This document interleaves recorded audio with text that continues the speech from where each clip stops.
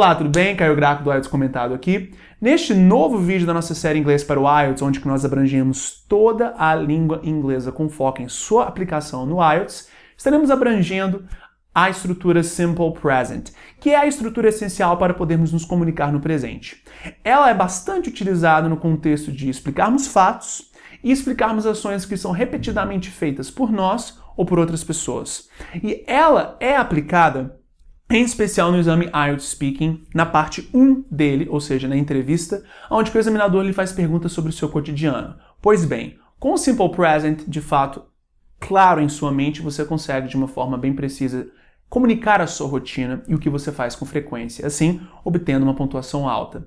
Então, uma observação. Neste vídeo, nós realmente faremos a revisão do Simple Present. Agora, o que é extremamente importante é o link que se encontra abaixo dele, que é a lista de exercícios referente a esta aula. Então, caso você assista este vídeo até o final, depois clique nessa lista e a faça. Agora, caso você também não queira assistir até o final, sem problemas, somente clicar na lista e fazer a atividade onde que você tem exercícios que buscam simular o IELTS e a aplicação do Simple Present no contexto do exame IELTS, assim realmente se desenvolvendo de uma forma bem efetiva para o exame neste tópico, neste ponto em particular.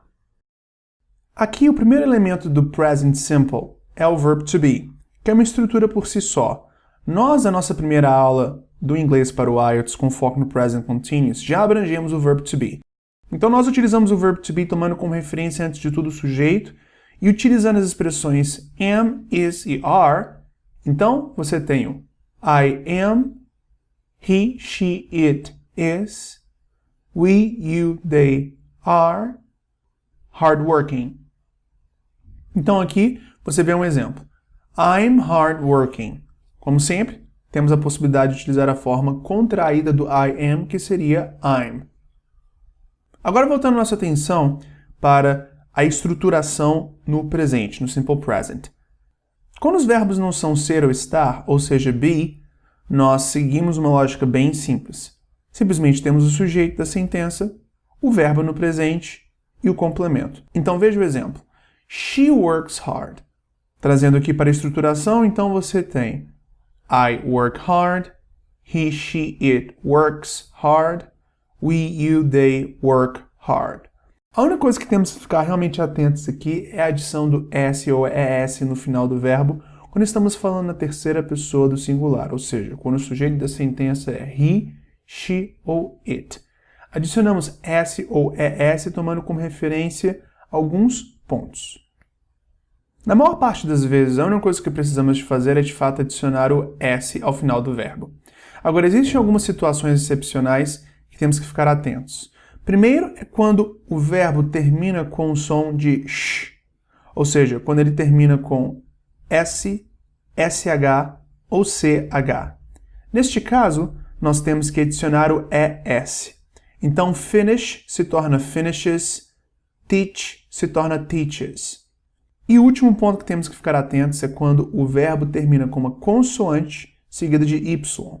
Neste caso, você substitui o Y por I para só depois adicionar o ES. Ou seja, study se torna studies, carry se torna carries. Quando estamos falando que algo ou alguém não faz algo neste momento, ou seja, quando estamos falando no formato negativo, nós temos que tomar como referência, antes de tudo, a utilização das expressões do e does na sentença.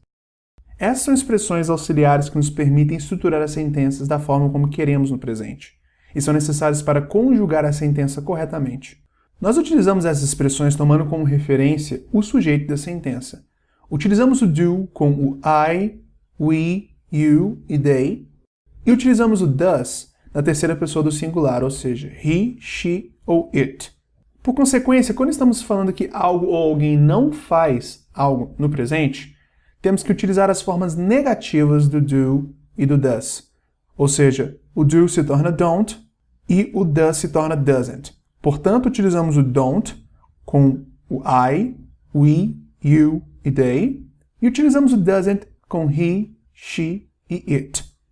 Veja esse exemplo. She doesn't work hard. Não precisamos de adicionar o S ou ES no final do verbo, aqui neste caso, pois o does já conjuga a sentença para nós para a terceira pessoa do singular, fazendo ser redundante e desnecessário termos o S ou S no final do verbo. O does ou o doesn't, em seu formato negativo, são exclusivamente utilizados na terceira pessoa. Portanto, ele já indica a terceira pessoa do singular.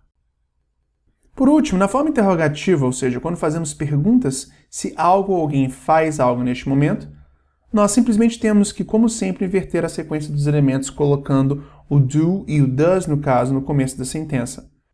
Veja esse exemplo. Does she work hard? Por fim, temos o do sendo utilizado novamente com I, ficando do I. Temos o does sendo utilizado na terceira pessoa, ou seja, does he, she, it. E por último, temos o do utilizado novamente, com we, you, they. E no final, work hard, ou seja, o complemento da sentença, em formato de pergunta. Uma última observação que você pode ver com bastante frequência no IELTS é a utilização de question words com o simple present. O que são question words? Question words são expressões utilizadas para fazer perguntas de uma forma mais específica.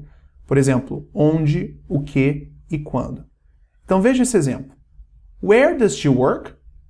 Então, para aplicarmos as question words em uma estrutura no presente, em uma sentença no presente, temos simplesmente que a colocar no começo da sentença. E pronto, não há nenhuma outra modificação na estrutura. Você tem o where, what and when, e depois é seguido por do, does e do, seguindo a mesma estruturação da forma interrogativa normal. Pois bem, muito obrigado por ter assistido este vídeo. Por favor, clique no link abaixo na descrição para acessar a sua lista de exercícios respectiva a esta aula, para realmente você se desenvolver. E dê aquele like, é extremamente importante para o nosso desenvolvimento. Até o próximo!